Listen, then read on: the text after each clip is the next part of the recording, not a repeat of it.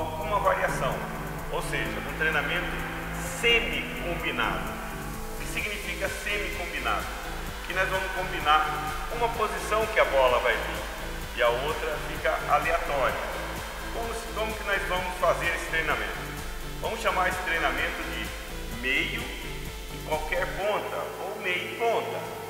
O adversário ficará no backhand, tá? Ele vai bloquear uma bola, uma no meio, depois ele escolhe uma ponta, depois ele volta de novo a bloquear no meio, depois ele escolhe qualquer ponta. E você que está atacando, você está aqui, você coloca sempre a bola no backhand do seu adversário. Vamos ver como fica isso na prática.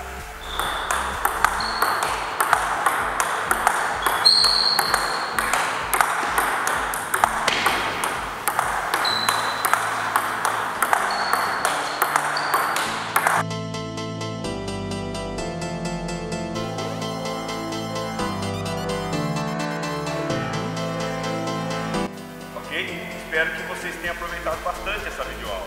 É um treinamento muito especial para pernas, raciocínio, tá? E com um pouco de variação. Não se esqueça de se inscrever no nosso canal. Obrigado e até a próxima videoaula.